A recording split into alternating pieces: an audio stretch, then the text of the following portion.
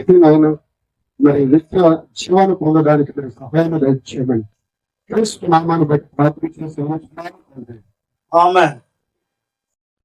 దేవునికి స్తోత్రం. ప్రార్థన చేసినటువంటి సహోదరునికి నా హృదయపూర్వకమైన వందనాలు.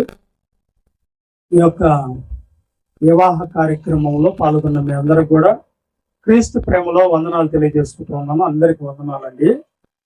అలాగే వేదిక మీద ఉన్నటువంటి దైవజనులు రెవరెండ్ పాస్టర్ గారు జెర్మియా అయ్య గారికి వందనాలు. అలాగే వేదిక మీద ఉన్నటువంటి నూతనంగా జతపరచబడుతున్నటువంటి సహోదరుడు సహోదరి మీకు కూడా వందనాలు తెలియజేసుకుంటూ ఉన్నాను. అలాగే ఆయా స్థలాల్లో ఉన్న వాళ్ళు కూడా కొద్ది నిమిషాలు దీనికి సహకారంగా ఉన్నట్లయితే మనం త్వరగా ఈ యొక్క కార్యక్రమాన్ని ముగించుకున్న దానికి మనకు అవకాశం ఉంటుందండి. ఈ వివాహ కార్యక్రమాన్ని పెద్దలు మాట్లాడుకుంటూ దైవ సేవకులుగా మమ్మల్ని పిలిచి బలరామన్న, మహాలక్ష్మక్క, అలాగే బాబన్న, అలాగే గోవిందక్క, లూదియమ్మ గారు వీళ్ళు పిలిచి దైవ సేవకుల మధ్యలో పెట్టుకొని ఈ యొక్క కార్యక్రమాన్ని ముందుకు నడిపించాలని ప్రార్థన పూర్వకంగా వివాహ కార్యక్రమం కొరకు వాళ్ళు ముందు నుంచే ప్రయత్నాలు చేశారు. ఈ దినాన ఈ కార్యక్రమానికి దేవుడు సహాయకరంగా అనుకూలతను అనుగ్రహించాడు. వాతావరణము గత రోజుల్లో బాగలేదు, ఎలా జరుగుతుంది అని అనుకున్నప్పుడు దేవుడు ఈ దినాన చక్కటి వాతావరణాన్ని కూడా అనుకూలంగా ఇచ్చాడు. అలాగే ప్రతి ఒక్కరిని కూడా వాళ్ళ బంధుమిత్రులు, రక్త సంబంధులు, అలాగే ఇరు వర్గాల నుంచి వచ్చిన వాళ్ళు కూడా ప్రయాణ వసతులు దేవుడు కల్పించి ఇక్కడికి చేర్తము దేవుడి యొక్క మహిమ కలుగును గాక. ఈ సందర్భంలో ఈ వివాహ కార్యక్రమాల గురించి దేవుడు కూడా కొన్ని మాటల్ని ఆయన బైబిల్లో నుంచి అనేక మాటలు మనకు రాపించాడండి. కాబట్టి ఆ మాటల్లో ఆ పెళ్లి పత్రికలు వేసేటప్పుడు అందులో మొదట వాక్యంగా వాళ్ళు రాసిన మాటనే నేను కొన్ని విషయాల్ని మీకు చెప్తాను. తదుపరి మన మధ్యలో ఉన్నటువంటి మాస్టర్ గారు జెర్మియా గారు కొన్ని విషయాల్ని మీకు అందించి ఈ కార్యక్రమాన్ని ముందుకు తీసుకుని వెళ్తారండి. త్వరగానే ముగించబడుతుంది. పెళ్లి పత్రికలో వీళ్ళు వేసినటువంటి వాక్యం ఏంటంటే ఎబ్రీ పత్రిక 13వ అధ్యాయము 4వ వాక్యాన్ని మనం గమనించినట్లయితే దేవుడు ఈ వివాహాన్ని గురించి ఏం చెప్పాడు, ఏం రాపించాడు అనే విషయాన్ని మనం ఇది నాన్న గమనించాలి. సార్ చూద్దాం. ఎబ్రీ పత్రిక 13వ అధ్యాయం 4వ వచనం. వివాహము అన్ని విషయములలో ఘనమైనది గాను పానుపు నిష్కల్మషమైనది గాను ఉండవాలని ప్రభువు హెచ్చరికలు చేశారు. వివాహము అన్ని విషయాల్లో ఘనముగా ఉండాలి అనే దాంట్లో పరమార్థం ఏంటంటే ఉండవలను అన్నాడు. ఎప్పుడు ఉంటది వివాహము ఘనమైందిగా? వివాహము ఘనమైందిగా ఎప్పుడు ఉంటది? ఉండాలని దేవుడు చెప్తున్నాడు. మరి ఉండేటట్లుగా మనం చేయాలి, మనం ప్రారంభించాలి, మనం ప్రయత్నాలు చేయాలి. ఎప్పుడు ఘనంగా ఉంటది వివాహం అనేది? మనం ఎప్పుడు ఘనమైనవి చేసుకుంటామంటే మన వేడుకలు కొన్ని మనం చూస్తూ ఉంటాం. కొంతమంది కొన్ని వేడుకలు ఘనంగా చేసుకుంటూ ఉంటారు. బర్త్డే, పుట్టినరోజు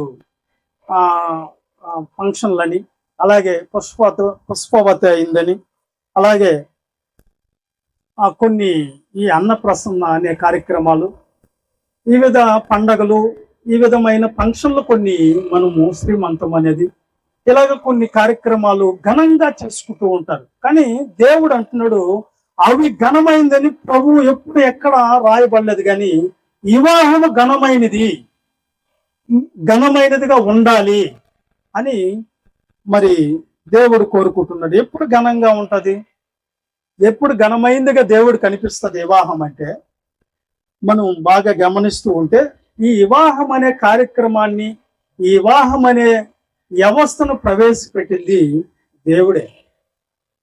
ఆయనే జతపరిచాడు, స్త్రీ పురుషులను కలగజేసి ఆయనే జతపరిచాడని దేవుడు తన గ్రంథంలో. ఎందుకు ఈ వివాహం అంటే, దేవుడు పరలోకంలో ఉన్నటువంటి దేవుడు ఆయన ఒంటరిగా ఉన్నప్పుడు ఆయనకు ఒక ఆలోచన ఏంటంటే, నాకు పిల్లలు కావాలి, ఆ పిల్లలు పరిశుద్ధులుగాను నిర్దోషులుగా నాకు కావాలి, అది క్రీస్తు నందు కావాలని దేవుడు అనాది కాలంలోనే ఆయన సంకల్పించాడు. ఆయన ఆలోచన చేశాడు అన్నమాట. నాకు అనేక మంది పిల్లలు కావాలి, ఆ పిల్లలు స్త్రీ పురుషుల ద్వారా కావాలి, ఈ భూమి మీద అనేకరు రావాలి అని దేవుడు సంకల్పమే, ఆయన అనాది కాలపు యొక్క ఉద్దేశాలే ఆ రోజున ఆదామును మంటితో నిర్మించి ఆయన్ని మరి నాసిక రంధ్రాల జీవశ్వాసులు ఊది మనిషిగా ఆయన్ని ఈ భూమి మీద చేసిన తర్వాత ఆయనకి సాటి సహాయంగా ఉండేదాని కొరకే మరి స్త్రీని ఆయన పక్కటెముకలోంచి తీసి స్త్రీని నిర్మించి ఆయనకి ఇవ్వడం జరిగింది, సాటి సహాయంగా ఉండమని. ఆ విధంగా దేవుడు వేదోను వనంలోనే, తోటలోనే ఈ వివాహ కార్యక్రమాన్ని చేసి, ఈ వివాహ కార్యక్రమం వాళ్ళని జతపరిచిన తర్వాత ఆయన వాళ్ళని దగ్గరకు పిలిచి వాళ్ళని ఆశీర్వాదించాడంట. ఆది కాండం 1వ అధ్యాయము 28వ వచనంలో దేవుడు వారి ఇద్దరిని ఏమంటున్నాడంటే, ఒకసారి చదవదామా.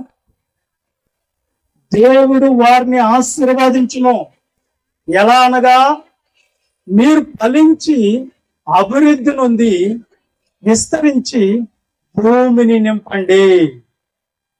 దేవుని యొక్క ఉద్దేశం అండి, దేవుని యొక్క అనాది సంకల్పం అండి. ఏంటి అంటే, వివాహము స్త్రీ పురుషులు జతపరచబడాలి. ఎందుకంటే ఫలించాలి, ఆయనకి పిల్లలు కావాలి. ఎఫ్ఎస్సీ పత్రికలో చూస్తాం ఆ మాట. ఎఫ్ఎస్సీ పత్రిక 1వ అధ్యాయము 4వ వచనంలో దేవుడు తన అనాది కాలంలో ఆయన ఏమి నిర్ణయించుకున్నాడో ఒకసారి అక్కడ రాయబడ్డది, చూద్దామండి. ఎఫ్ఎస్సీ పత్రిక 1వ అధ్యాయం 4వ వచనం. ఎట్లు అనగా తన ప్రేమయందు తాను ఉచితంగా మనకు అనుగ్రహించిన తన కృపా మహిమకు కీర్తి కలిగినట్లు తన చిత్త ప్రకారమైన దయా సంకల్పం చొప్పున యేసుక్రీస్తు ద్వారా తనకు కుమారులు కావాలి ఆ స్వీకరించుటకై మనలను ముందుగా తన కొరకు నిర్ణయించుకొని మనము తన ఎదుట పరిశుద్ధులమును నిర్దోషమై ఉండాలని జగత్ పునాది వేయబడక మునిపే, లోకాలు కలిగించుకున్నట్టే ప్రేమ చేత ఆయన క్రీస్తులో మనల్ని ఏర్పరచుకునెను. ప్రియులారా గమనించండి, ఈ భూమి మీదకి ఈ మనుషులు రావటానికి కారణము, ఈ పిల్లలు పుట్టేదానికి కారణము, ఈ భూమి మీద జనాలు విస్తరించేదానికి కారణము దేవుడు ఆ దినాన్ని ఈ లోకాలు కలిగించుకు మునిపే దేవుడు తన సంకల్పంలో ఈ ప్రజలందరూ ఈ భూమి మీదకి రావాలి. నీవైనా నేనైనా ఈ 2024లో ఇక్కడ కూర్చోన్నామంటే దేవుడు అక్కడ ఆలోచించేసి మనము ఈ రోజుల్లో ఇక్కడ పుట్టాలని సంకల్పించాడు. కాబట్టి ప్రియులారా, ఈ దేవుని యొక్క అనాది సంకల్పం ఏంటంటే, ఈ పిల్లలు కావాలి, ఆయనకి అనేక మంది కావాలి పిల్లలు, ఒక్కరిద్దరు కాదు, అనేక మంది కావాలి. కనుక ఈ పిల్లలు కావాలంటే ఏం చేయాలని ఆలోచన చేసి ఆదాముని పురుషునిగా చేసి ఆయన పక్కటెముకలో ఉన్నటువంటి ఆ ఎముకని తీసి స్త్రీగా నిర్మించి వారిద్దరిని దేవుడు జతపరిచాడు. మార్కు సువార్తలో ఉంటది, దేవుడు జతపరిచిన వారిని ఎవ్వరు విడదీయకూడదు. దేవుడు జతపరిచిన వారిని ఎవ్వరు విడదీయకూడదు అంటాడు. ప్రియులారా, ఈ ఘనమైనటువంటి వివాహం గురించే దేవుడు ఎన్నో కార్యక్రమాలు నువ్వు ఘనంగా చేసుకున్నప్పటికీ ఆ కార్యక్రమాలని ఘనంగా అని అనకుండా వివాహము అన్ని విషయాల్లో ఘనముగా ఉండాలి అని కోరుకుంటున్నాడు. ఆయన ఏదైతే ఈ స్త్రీ పురుషుల్ని ఈ భూమి మీద ఆశీర్వాదించి విస్తరించాలి, అభివృద్ధి నొందాలని ఆశీర్వాదించాడు. ఆ దేవుడే వివాహము అన్ని విషయాల్లో ఘనముగా ఎందుకు ఉండాలంటే దేవుని యొక్క ఉద్దేశం అక్కడ నెరవేర్చబడుతుంది. వీళ్ళిద్దరు కలయిక ద్వారా, వీళ్ళు జతపరచబడటం ద్వారా దేవుడి యొక్క ఆలోచన ఆయన సఫలమవుతుంది. వివాహములో మాత్రమే. పుట్టినరోజు దేవుడు సంతోషపడటం లేదు, అన్నప్రసన్న చేసామని సంతోషపడటం లేదు. ఇక నువ్వు చేసుకుంటున్నటువంటి అనేక ఫంక్షన్లు, శ్రీమంతాలు, వీటిలన్నిటి ద్వారా దేవుడు సంతోషపడటం లేదు. కానీ వివాహమే ఘనమైనది అని ఆయన చెప్తున్నారు. మరి వివాహము ఎందుకు ఘనమైందంటే ఆయనకి పిల్లలు కావాలి కాబట్టి వాళ్ళు జతపరచమన్నాడు. దేవుడు ఈ కార్యక్రమాన్ని చేయమన్నాడు గనక మనం ముందుకెళ్తూ ఉన్నాం. కానీ ఎప్పుడు ఘనమైందిగా ఉండాలి, దేవుడు ఘనంగా ఉండాలి, ఎప్పుడు ఘనమైందిగా ఉంటుంది. అనేక వివాహాలు మన కళ్ళ ముందు జరుగుతున్నాయి. అనేక పెద్దలు చేరి ఆ కార్యక్రమాలు చేస్తున్నారు. కానీ చాలా మంది కుటుంబాలు అయితే వివాహం చేసుకున్న కొద్ది రోజులకే విఫలమైపోతూ ఉన్నాయి ఈ భూమి మీద. అనేక కుటుంబాలు విడాకులు ఇవ్వమని అనేక మంది మరి విడిపోతూ ఉన్నారు ప్రియులారా. ఎందుకంటే దేవుడు ఆలోచన వాళ్ళకి తెలియటం లేదు, దేవుడు ఏమనుకుంటున్నాడో వాళ్ళకి అర్థం కావటం లేదు. ఈ 4 రోజులు ఉండి ఊడిపోయే ఈ శరీరం కోసం ఆలోచన చేసి ఈ శరీర సంబంధమైనటువంటి ఆలోచనలు అనేక మంది మా కుటుంబాల్ని మరి భయంకరమైన పతనానికి దారి తీసుకొని భార్య అయినా భర్త అయినా ఉంటూ ఉన్నారు. కానీ దేవుడు ఘనముగా ఉండాలి ఈ వివాహం అన్నప్పుడు, ఎప్పుడు ఘనమైందిగా ఉంటుంది అన్నప్పుడు ప్రియులరా, ఘనంగా ఎప్పుడు ఉంటుంది అంటే ఈ భూమి మీదకి అనేక కుటుంబాలు వచ్చినప్పటికీ మరి భార్య ఎలాగ ఉండాలి భర్త పట్ల, కుటుంబం పట్ల ఆమెకు ఒక బాధ్యతను దేవుడు ఇచ్చాడు. అలాగే భర్త ఏ విధంగా నడుచుకోవాలి కుటుంబం పట్ల, పిల్లల పట్ల, భార్య పట్ల, ఏ విధంగా ఆ కుటుంబాన్ని కట్టుకోవాలి అనే విషయాలు భర్తకి ఇచ్చాడు. అలాగే తల్లిదండ్రుల పట్ల పిల్లలు ఎలాగా ఉండాలో ఆ విధంగా ఉన్నప్పుడు ఆ కుటుంబాన్ని చూసినప్పుడు దేవుడు ఈ వివాహము ఘనమైనదిగా ఉంది అని ఆయన అంటాడు. భార్య ఏ విధంగా ఉండాలి, భార్య ఏ విధంగా నడుచుకోవాలి అని మనం చూస్తే పేతురు రాసినటువంటి మొదటి పత్రిక 3వ అధ్యాయం 7వ వచనంలో స్త్రీకి దేవుడు కొన్ని నియమాలు నిబంధనలు చెప్తూ ఉన్నాడు. స్త్రీ అంటే ఈ రోజున జతపరచబడుతున్నటువంటి గంగా భవాని, మరి ఆ పేరు మార్చబడ్డది, బాప్తిస్మం నిన్న ఇవ్వబడ్డది. ప్రభువు నందు వాళ్ళు గత జీవితాలను వదిలిపెట్టి నూతనంగా జీవించడానికి సిద్ధపడ్డారు. గంగా భవాని పేరు వచ్చేసి, సహోదరి పేరు వచ్చి రక్షణ. మరి సహోదరుడు శివాజీగా పిలువబడుతున్నటువంటి సోదరుడు ఆయనకి బాప్తిస్మం ఇచ్చి ప్రభువునందు ఆయనకి రక్షక్ అని పేరు పెట్టడం జరిగింది. వీళ్ళిద్దరూ ఈ పేరు మీద ఆశీర్వాదించబడిన గాక. మరి ఇప్పుడు మీరు గమనించాలి, ఈ రక్షణ అనే స్త్రీకి దేవుడు వివాహం చేసుకున్నాను, అందరూ వచ్చి చేసేసారు, ఇక అయిపోయింది, ఇక నా ఇష్టం నేను ఉండొచ్చు అని ఉద్దేశాలతో ఉండకూడదనే హెచ్చరిక దేవుడు ఇక్కడ స్త్రీకి కొన్ని నియమాలు నిబంధనలు పెడుతున్నారు. అమ్మగారు వినాలి బాగా. అదే ఇప్పుడు ఏం చెప్తున్నారంటే, మరి పేతురు రాసినటువంటి మొదటి పత్రిక 3వ అధ్యాయం 7వ వచనంలో ఏం చెప్తున్నారండి? అటువలనే అమ్మా, పేతురు రాసిన మొదటి పత్రిక మొదటి నుంచి చదవమ్మా. అది అటువలే స్త్రీలారా మీ పురుషులకు లోబడి ఉండండి. ఈ నియమం అమ్మగారికి, మరి రక్షణకి ఏం చెప్తున్నాడు దేవుడు హెచ్చరిక అంటే, ఈ వివాహం నీకు ఘనంగా ఉంది, నువ్వు వివాహం చేసుకుని గనురాలయ్యావు తల్లి అని దేవుడు అనాలంటే ఈమెకు చెప్తున్నటువంటి మాట ఏంటంటే, స్త్రీలారా మీరు మీ పురుషులకు లోబడి ఉండాలి. లోబడి ఉండాలా? ఉండాలి. లోబడి ఉండాలి అని ఎవరు చెప్తున్నారండి? ఎవరు చెప్తున్నారు? దేవుడు చెప్తున్నాడు. ఎవరికి చెప్తున్నారు? స్త్రీలకు చెప్తున్నాడు. అంటే మీకు వివాహాలు అయిపోయినాయి, పిల్లలు అయిపోయినారు, మాకు కాదులు అనుకోవద్దు. బైబిల్లో అందరికీ.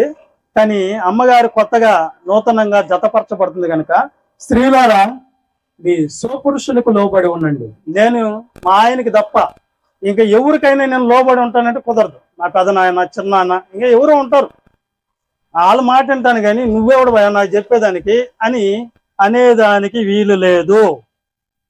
మరి ఇంకొక ప్రశ్న కూడా అడుగుతుంది అమ్మగారు. ఏమన్నా అడుగుతారంటే, మా భర్త నా మాట వింటం లేదు, దుర్మార్గుడు అయిపోయాడు, మరి ఇది భయంకరమైన పరిస్థితుల్లో ఆయన వెళ్ళిపోతున్నాడు అన్నప్పుడు మరి లోబడాలా వద్దా అంటే ఏం చెప్పాలి? ఉందా దేవుడు ఆప్షన్ ఏమన్నా ఇచ్చాడు దాని కొరకంటే? ఇవ్వలేదు. నువ్వు లోబడాలంచిందే, దుర్మార్గుడైనా లోబడాలంచిందే, దుష్టుడైనా లోబడి తీరాలంచిందే. ఇది ఎవరు చెప్పినట్టు ఉంది అంటే దేవుడు. ఆ కింద చదువుకుంటూ వస్తే అర్థమవుతుంది. చదవండి, అది కంటిన్యూషన్ చేయండి. చదవండి.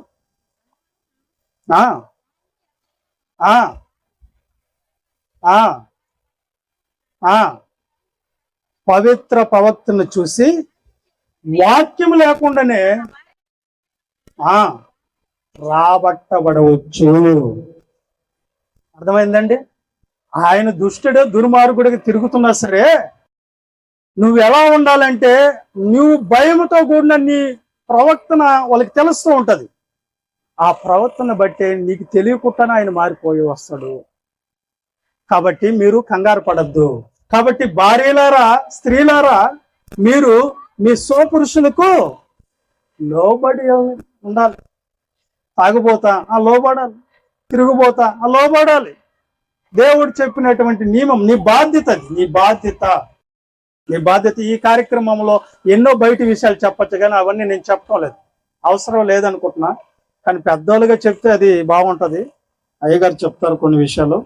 కాబట్టి నువ్వు ఎలా ఉండాలి అమ్మా అంటే, వాక్య ప్రకారంగా నీ భర్తకు నువ్వు ఎలా ఉండాలి? లోబడి ఉండాలి నాన్న. ఇంకా కొన్ని విషయాలు చెప్తాను. సరేలే, నాకు లేదనుకుంటున్నాడు అయ్యగారు, నాకేం లేదనుకుంటా, నాకు భలే చెప్పాడు పాస్టర్ గారు, సూపర్గా చెప్పాడు, అబ్బా ఇట్లా కదా ఉండాలి నేను ఏం చేసినా కానీ అనుకుంటున్నాడే. మరి నేనేం చేసినా పర్లేదు, పాస్టర్ గారు అట్లా చెప్పాలా అనుకుంటున్నాడేం పాపం. ఈయన గారికి చెప్తున్నారు. ఈయనకు కూడా అదే 3వ అధ్యాయంలో 7వ వచనంలో దేవుడు మాట్లాడుతాడు పురుషుని.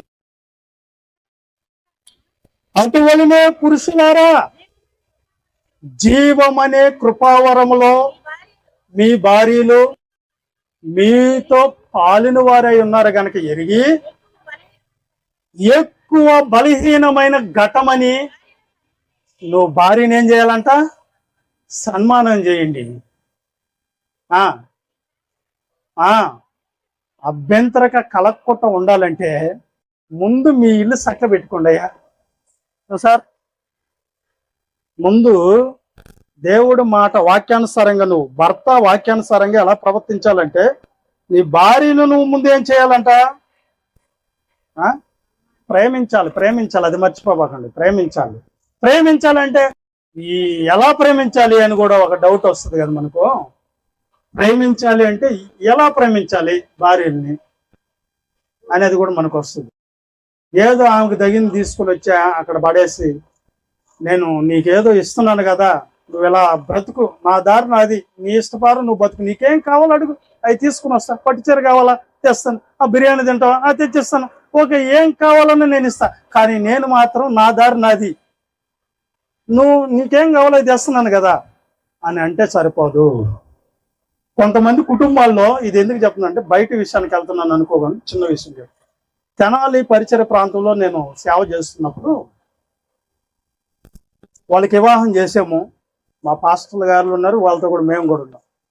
వివాహం చేసినప్పుడు వాళ్ళు ఇదే చెప్పాము, మీ జీవితంలో దేవుడు కోరుకుంటున్నది ఏంటంటే, మీ వివాహం ఘనమైందిగా ఉండాలంటే ఈ రోజుతో అయిపోయేది కాదు.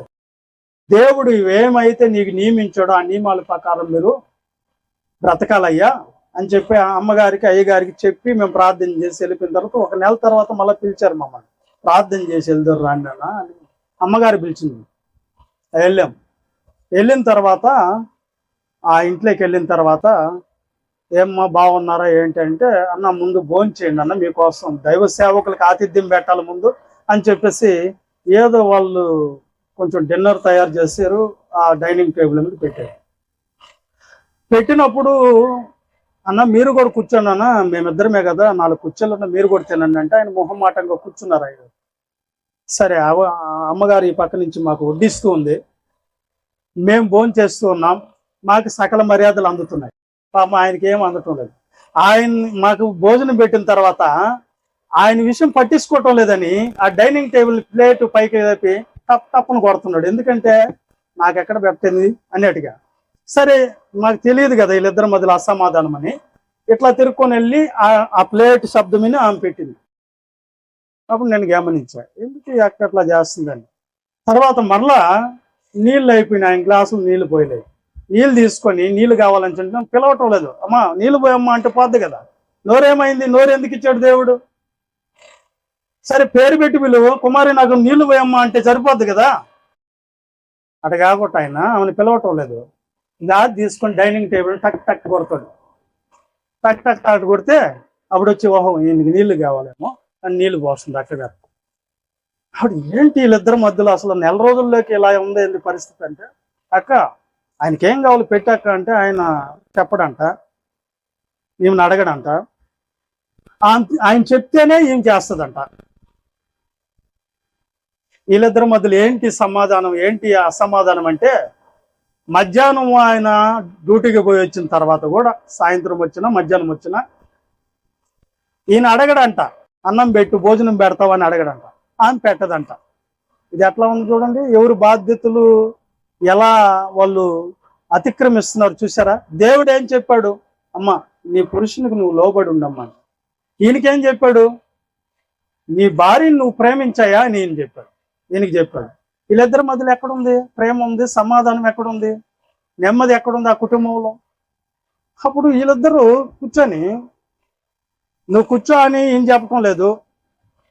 వీళ్ళిద్దరికి అసమాధానం అని తెలిసింది. ఇల్లు బాగుంది, మంచి బంగ్లా కట్టారు తెనాలి ప్రాంతం, బాగా వాళ్ళకి బాగా పొలాలు కూడా బాగానే ఉన్నాయి, మంచి రిచ్ ఫ్యామిలీ. కానీ వీళ్ళకి ఏం లేదు ఇంట్లో అంటే సమాధానం లేదు. నేను చూసి ఆ పక్కన కిటికీ తీసి చూస్తే గేదెలు ఉమ్మని కొనుక్కోండి, గేదెలు తెలుసుగా పశువులు కొనుక్కోండి. వీళ్ళ వైపు చూసా, ఓట్ల వైపు చూసా. ఏంటన్నా అలా చూస్తున్నా, కిటికీ చూసా ఇచ్చిత్రంగా. ఏ లేదక్క మీకు ఇచ్చిన నోరు ఓట్లకి ఇచ్చుంటే బాగున్నాం, మీకు నోరు ఇచ్చేం ప్రయోజనము, ఒకరికొకరు మాట్లాడుకునేదానికి కదా నోరు ఇచ్చింది. ఆయన గ్లాస్తో కొడతాడు, నువ్వు నీళ్లు పోస్తావు, ప్లేట్తో కొడతాడు, అన్నం పెడుతున్నావు, భారీగా నీ బాధ్యత ఎక్కడుంది అక్క అని ఆమెను గద్దించాను. ఈయన కూడా నోరు తెచ్చి పిలిచి, అన్న ఆయన పిలిస్తే కదన్నా నేను పలికి పెడతానని ఏమంటారు. సరే ఈయనేమైంది, నోరేమైంది నీకు అని చెప్పాను. నేను ఎందుకు చెప్తున్నానంటే, కొన్ని కుటుంబాల్లో అసమాధానంగా ఈ విధంగా ప్రవర్తిస్తున్నారు. భార్యని ప్రేమిస్తున్నానని ఆయన అనుకుంటున్నాడు, కానీ వాస్తవం అయితే అక్కడ ప్రేమ అనేది లోపల ఉండేటి కంటే బహిరంగంగా గద్దించడం మేలు అంటాడు దేవుడు. లోపల ఎందుకండి, లోపల ఉందండి బయటకు కనబడదంటే లోపల దేవుడికి కావాలి, లోపల ఉండేది బయటికి రావాలి. కాబట్టి సమాధానం లేకుండా ఆ కుటుంబం ఉంది. ఈరోజు చెప్తున్నాను, ప్రేమించటం అంటే అది కాదు రక్షకు. ఈ రోజు నుంచి నీకు రక్షకు అని పేరు. రక్షకు నువ్వు ప్రేమించటం అంటే ఎలా ప్రేమించాలంటే, ఈ రోజున మ్యారేజ్ చేసుకున్న తర్వాత 4 రోజులు గడుస్తుంది, గడిచి ఒక నెల రోజులు అయిపోద్ది. నెల రోజులు అయిపోయిన తర్వాత ఏం చేస్తావంటే, ఇంట్లో కొంచెం పరిస్థితులు అటు ఇటు అవుతూ ఉంటాయి. అవునప్పుడు నువ్వేం చేయాలంటే, ఇక్కడ మంచి కూరలో మంచి భోజనం దొరకదు ఒక్కొక్కసారి పరిస్థితులను బట్టి. అన్ని రోజులు ఒకేలాగా ఉండవు కదా, రోజు నాకు మంచి నాన్ వెజే కావాలంటే దొరకదు కదా. అలాంటప్పుడు మన వాళ్ళకి ఎప్పుడు చూసిన బయటే కదా ఆలోచన వస్తూ ఉంటుంది, బయట తినేది.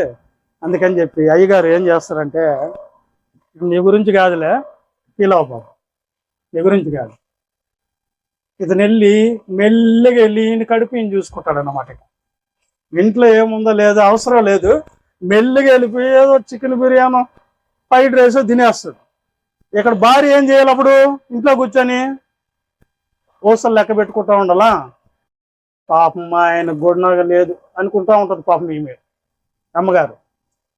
ఈయన పోయి అన్ని కొనుక్కోసుకుంటాడు. ఈయనకి కావాల్సిన ఈయన శరీరానికి కావాలని బట్టలు కొంటాడు, ఈయనకి కావాల్సినవన్నీ కొనుక్కుంటాడు. బాబు నీ గురించి కాదు, నువ్వు ఫీల్ అవ్వద్దు, చెప్పాల్సిన మాటలు ఉన్నాయి కాబట్టి చెప్తున్నాను. ఈయన కొనుక్కోసుకొని ఈయన కడుపు ఈయన చూసుకుంటాడు, అమ్మగారు పాపం పుస్తులు ఉండాలని చూస్తాడు. అంటే కొన్ని కుటుంబాల్లో జరుగుతున్నటువంటి. కానీ ఏం చెప్తాడు, నా భార్య అంటే నాకు చాలా ప్రేమ అండి అని చెప్తా ఉంటాడు. చేసేవన్నీ ఇలా చేసి ఆమె కావాలని నువ్వు చూడకుండా ఈయన పాటికి ఈయన చేసుకుంటూ వస్తే ప్రియులరా, అది ప్రేమ అంటారా? ప్రేమ అంటారా దాన్ని? ఈయన చూసుకుంటుంటే ఒకసారి అదే ఎఫ్సి పత్రిక 5వ అధ్యాయంలో ఎలా ప్రేమించాలి అని అంటే చూడండి. 5వ అధ్యాయము 28 చూడండి. అటువలనే పురుషులు కూడా తన సొంత శరీరము వలె తన భార్యని ప్రేమించాలంట. ఇది ఎలా ప్రేమించాలి స్త్రీని అంటే, ఎలా ప్రేమించాలి భార్యని అంటే, తన శరీరానికి ఏమైతే కావాలో, తన శరీరానికి ఏదైతే ప్రేమించుకుంటాడు, తన శరీరాన్ని ప్రేమించిన వాళ్ళు ఎవరు లేరు ఈ భూమి మీద నాకు తెలుసు. నా శరీరం నాకొద్దు, నా ముక్కు తీసింది, నాకు చెవు తీసింది అనేవాళ్ళు ఎవరు లేరు. నా కాలు ఒకటి తీసింది అనేవాళ్ళు లేరు. కాలు కొంచెం దెబ్బ తగిలితేనే ఎంత బాధపడతారు తెలుసా?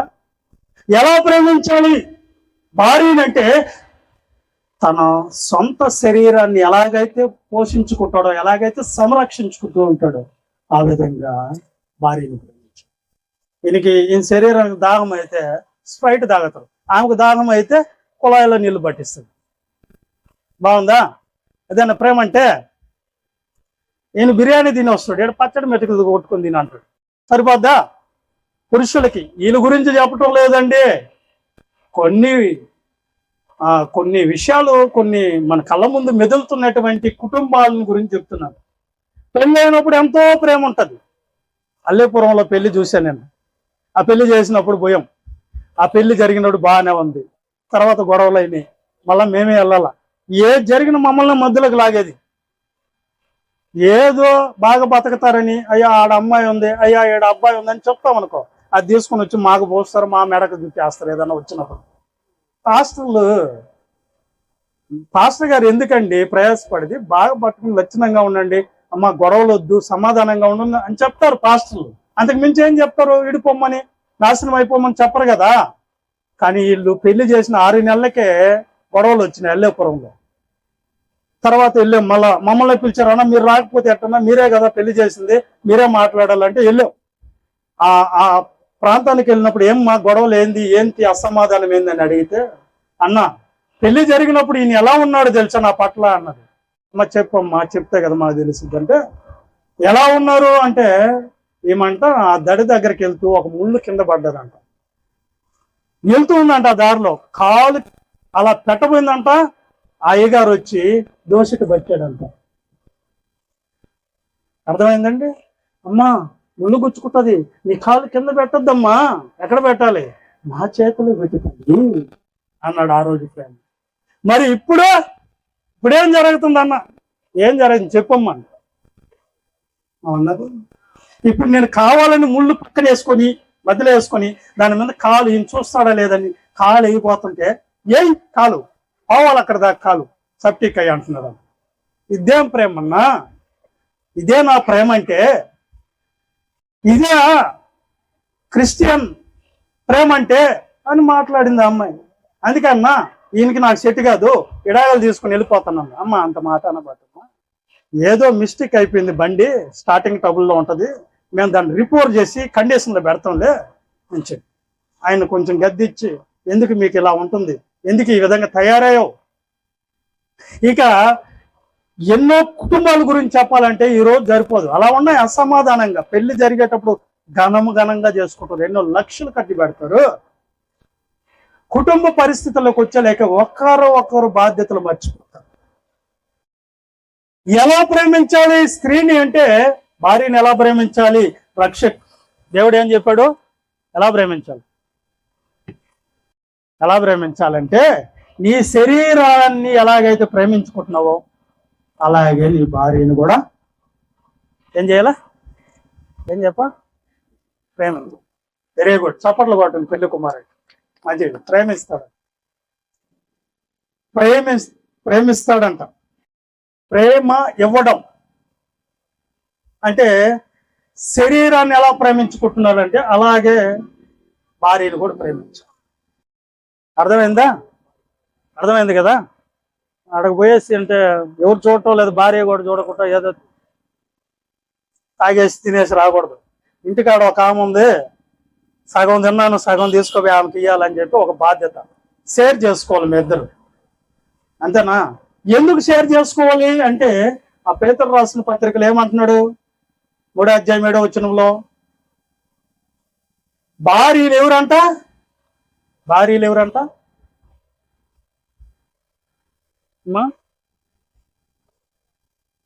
జీవం అనే కృపావరంలో పాలుభాగస్తులు నీతో కూడా వాళ్ళకు కూడా ఇచ్చాడు దేవుడు అవకాశం. నీకొక్కడికి పురుషుడే నేను అనుకోకూడదా? వాళ్ళు కూడా సమానంగా దేవుడు చెప్తున్నాడు. జీవం అనే కృపావరంలో వాళ్ళు కూడా పాలుభాగస్తులు గనక. తర్వాత వాళ్ళు బలహీనమైన ఘటాలు. చిన్నదానికి పెద్దదానికి అలిగేస్తుంటారు. నువ్వు దాన్ని చూసి ఏమంటావు? ఈ అమ్మాయి నాకు వద్దు, ఆ రోజు ఏదో బాగా మంచిది అనుకుని చేసుకున్నాను, ఈ రోజు ఏంటి ఈ అమ్మాయి ఎట్ట తయారైంది, చీటికి మాటికి దుప్పటి కప్పును బొనుకుంటుంది, ఇంక నేను ఎట్లా ఉంటే నేనేం చేయాలి, ఈ అలుగులు నాకు తెలీదు అని నేను అనకూడదా అండి?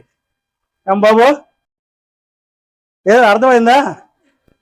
నేను ఇక్కడ ఈ వాట నేను ఎక్కడ ఉండదు అనుకోకూడదు. ఈయన అయ్యగారు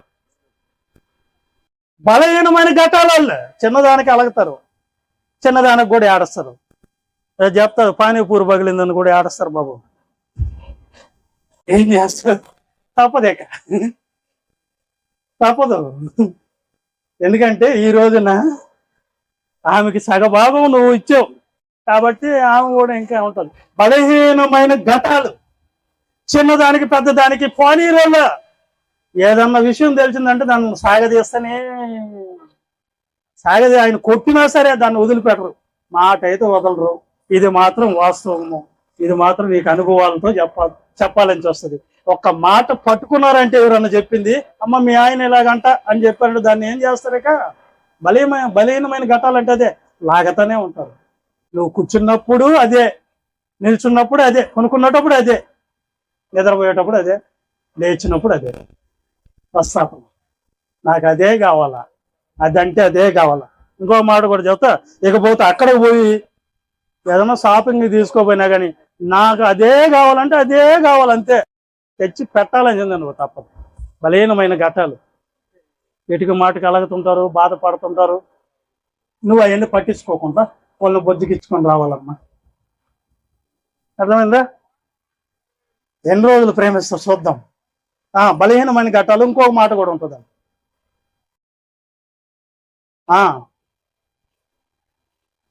అది మీ ప్రార్థనలకు అడ్డం వస్తుంది అంటాయా? ఆమె అలిగితే నువ్వు కూడా కూర్చుంటావాడు మూల. ఇంకేట సంఘానికి వచ్చేది బాప్తిస్మం ఇచ్చింది అందుకు కాదు నాయనోడు, మర్చిపోవద్దా? బాప్తిస్మం ఇచ్చింది అందుకు కాదు. కాబట్టి వీళ్ళకి ఇచ్చినటువంటి బాధ్యతలు ఏంటి అంటే, ఇక ఈమెమో స్వపురుషులకి, ఆయన సొంత పురుషునికి ఏమి లోబడాలి.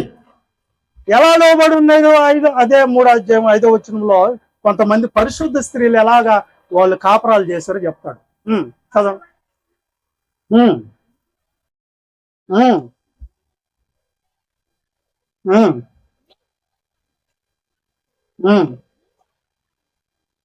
ఐదో వచ్చింది నాన్న అక్క. అటువలే పూర్వము దేవుణ్ణి ఆశ్రయించిన పరిశుద్ధ స్త్రీలలో తమ స్వపురుషులకు లోబడి ఉండుట చేత తమను తాము అలంకరించుకున్నారు. అలంకారం అంటే నువ్వు బంగారు ఆభరణాలు ఇవన్నీ దిగేసి నడిపించుకోవటం కాదండి. నీ పురుషుల్ని ఎప్పుడైతే పక్కన పెట్టుకుంటుందో భార్య, అప్పుడు అలంకరణకి అది తిరిగిలేదు. ఇక భార్యకి ఇలువ ఉండాలంటే, భార్యకి ఒక సన్మానంగా కనబడాలంటే భార్య పక్కన ఎవరు ఉండాలంట? ఎక్కడైనా భర్త ఉండాలి. అర్థమైందా అమ్మా? నీకే అది ఎక్కడ పోయినా నేను వెళ్తాను నువ్వు వద్దు, మా అమ్మ వాళ్ళ ఇంటికి నేను వెళ్తాను నువ్వు వద్దు, మా అమ్మ ఫంక్షన్లు మా బంధువుల ఫంక్షన్లు నేను ఉంటాను నువ్వు వద్దు అనకూడదు. నువ్వు ఎవరిని తీసుకోపోవాలి కూడా, ఎవరిని తీసుకోపోవాలి? నీ భర్తను కూడా తీసుకుపో. నీ సోపురుషుడు ఆయన పక్కన నిలబెట్టుకో. భర్తని ఎప్పుడైతే పక్కన నిలబడతాడో నీకు ఎవ్వరు ఇవ్వలేనంత బలం, అలంకరణ, సన్మానం అక్కడ నీకుంటుంది. నీకేం లేకపోయింది. భర్త ఉండాలి పక్కన, భార్య పక్కన భర్త. అటని చెప్పి ఎదవరాళ్ళు ఎవరన్నా ఉంటే అనుకోబాకండమ్మా. దేవుడు మీకు సృష్టికర్త, మీకు దేవునికి స్తోత్రం కలుగును గాక. గమనించండి, ఇది వీళ్ళ యొక్క పద్ధతి, వీళ్ళకి ఇచ్చినటువంటి బాధ్యతలు, నియమాలంటే ఈమె సోపురుషునికి ఎలా లోబడి ఉండాలంటే, ఎలా లోబడి ఉండాలి? ఒకసారి అదే కంటిన్యూషన్ చేయక ఏడదాకా చదవదు. పరిశుద్ధ స్త్రీలు తమ సోపురుషులకు లోబడి ఉన్నారు. వాళ్ళు ఎవరో పేరు చెప్తాడు అక్కడ. ఆ ప్రకారము శారా అబ్రహామును యజమానుగా పిలిచిందంట. ఎలా పిలిచిందంట? భర్తనే. ఎవరన్నా ఇప్పుడన్నా పిలుస్తారు అదే, ఓరే ఒరే ట్రారే, ఏమయ్యో, ఏది మర్యాద? ఏదండి పురుషునికి మర్యాద ఉందా? ఉందా? ఓరే పోరే రారే, ఇవా భర్తను పిలిచే పద్ధతిలో? పరిశుద్ధ స్త్రీవైతే, నువ్వు గుణవతవైతే నీ భర్తను పక్కన పెట్టుకుంటావు ఎక్కడైనా. రెండోదిగా ఆయన్ని ఎలా నువ్వు అనుకుంటావంటే యజమానుడా. ఎలా అనుకుంటావు నువ్వు? యజమానుడా అంటావంట. అలా పిలిచేవాళ్ళు ఎవరు చెప్పండి? చిత్తంగించండి అంటారు ఎవరన్నా ఆ రోజుల్లో మాటలు. అలా పిలవాలంట. యజమానుడు అని పిలిచిందంట శారమ్మ. ఎవరిని? అబ్రహాముని. మరి నువ్వెలా పిలుస్తున్నావు?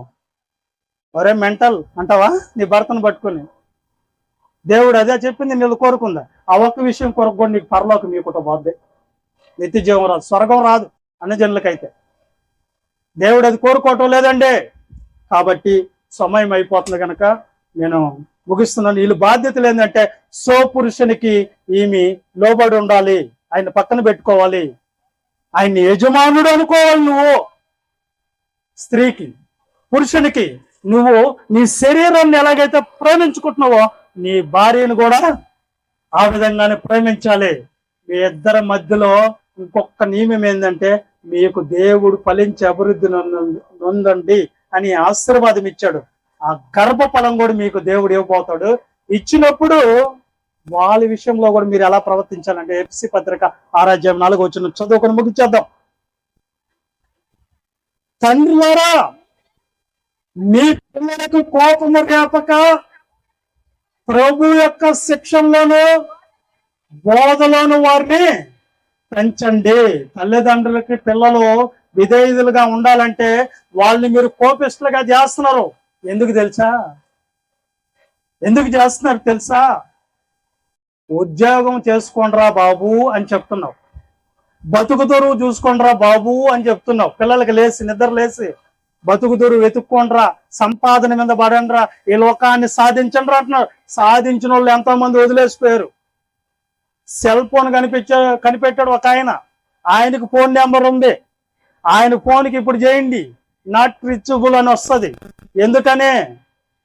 ఆయన ఉంటే కదా భూమి మీద. సాధించాడు సెల్ ఫోన్ని, ఆయన అయితే లేడు. సెల్ ఫోన్ ఉంది. ఫ్లైట్ కనిపెట్టాడు ఒక అతను, విమానం. ఆయన ఫోన్ కూడా చేయండి, ఆయన కూడా కలవద్దు. ఎందుకు తెలుసా? ఆయన ఉంటే కదా. ఏవో సాధించిన వాళ్ళందరూ ఏమీ తీసుకుని వెళ్ళలేదు పైకి. సాధించవలసింది దేవుడు వాక్యానుసారమైన జీవితం. అలాగే నువ్వు జీవించినట్లయితే దేవుడు నీకు స్వర్గం ఇస్తాడు అక్కడ. కాబట్టి ఏదో మీరు సాధించండిరా లోకంలోకి వెళ్ళి అంటే, ఏ రోజు ఈ శరీరం ఊడిపోద్ది, ఎవరిని ఎవరు విడిచిపెడతారో కూడా తెలియదు. అపాయకరమైన దినాలు ఈ దినాలు.